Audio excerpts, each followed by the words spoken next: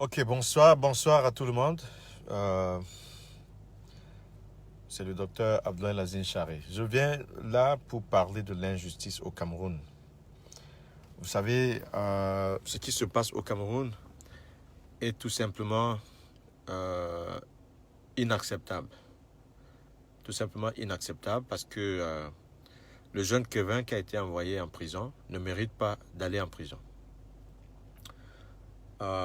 Il ne mérite pas d'aller en prison pour plusieurs raisons.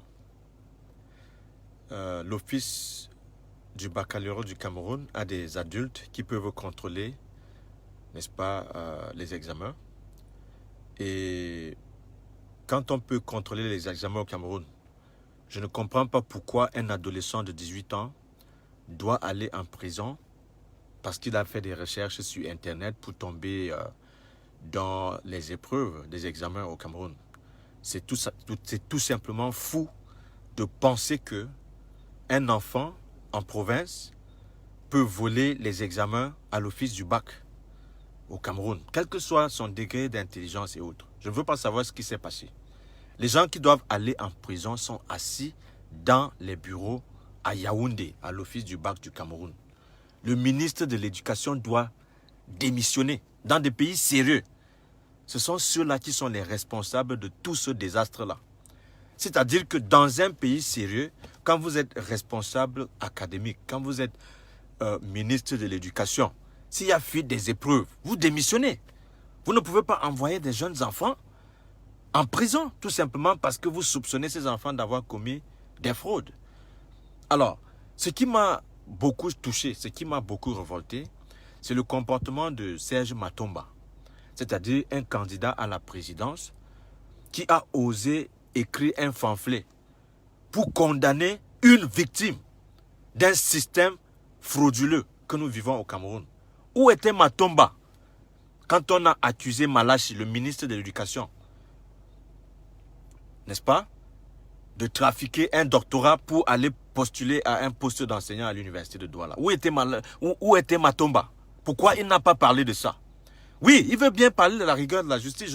Je ne suis pas en incongruité avec ce genre de situation. Si on veut faire la rigueur de la justice, si on veut vraiment être rigoureux avec la justice, commençons par les ministres. Ceux-là qui doivent donner l'exemple aux jeunes.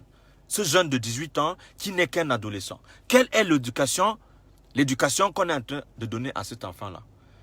Même s'il a eu à frauder, il y a des sanctions dans le cadre disciplinaire à l'intérieur du ministère de l'Éducation qui auraient pu régler ce problème.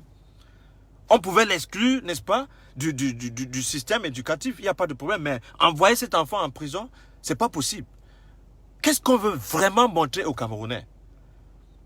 Le président de la République a envoyé 2 de ses enfants à l'école, à l'EMIA, vous comprenez, à l'ENAM, à l'École nationale de l'administration et de la magistrature, à Yaoundé. Ces 2 enfants. Les 2 enfants du président de la République. Et nous savons dans quelles conditions ces enfants sont rentrés dans cette école-là. Ce n'est pas parce qu'ils étaient des enfants brillants au Cameroun. Ils ne sont pas allés en prison. Ceux qui ont tout manigancé pour qu'ils se retrouvent dans ces grandes écoles-là, ils n'ont pas été arrêtés. Vous comprenez? Nous avons eu des gens qui sont majeurs de promotion, étant décédés au Cameroun. Nous avons vu des listes qui avaient 3 noms dans 3 concours qui passaient le même jour au Cameroun. Ils ne sont pas allés en prison. Mais on peut prendre des innocents dans des villages pour balancer à Koundengui. On prend quelqu'un en province pour aller mettre en prison à Yaoundé. Ça, c'est quel genre de système d'apartheid au Cameroun? Vous comprenez?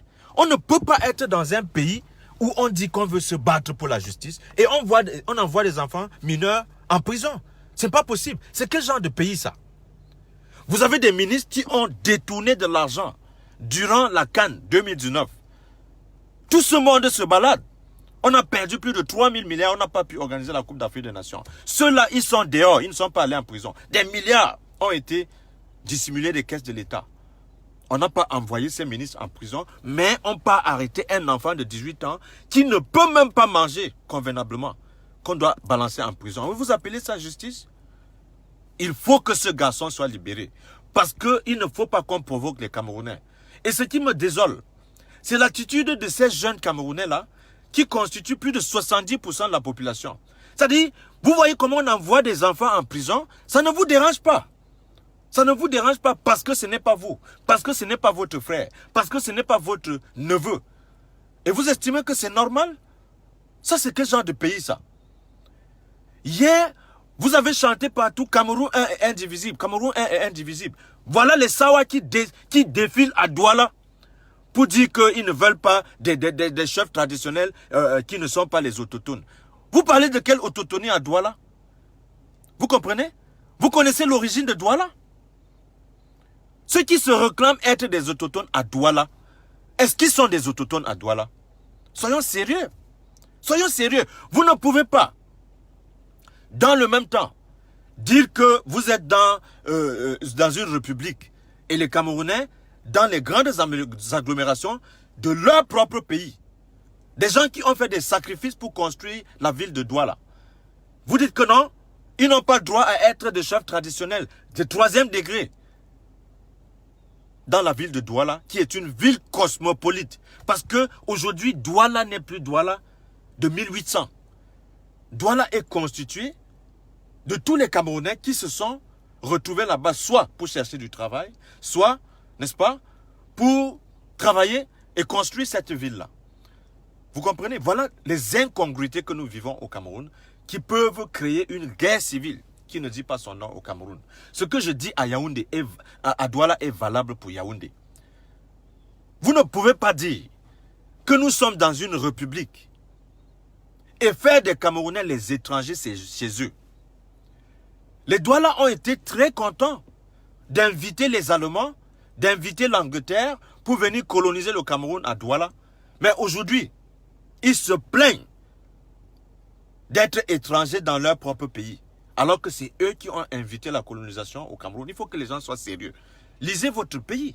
Lisez l'histoire de votre pays. On ne peut pas dire en même temps qu'on ne veut pas que les Bamileke achètent des terres à Douala, alors qu'on a vendu les mêmes terres aux Allemands et aux Anglais, ainsi qu'aux Français. Soyons sérieux. Ce qu'ils appellent le traité germano-douala, là, c'est quoi? C'est la vente du Cameroun.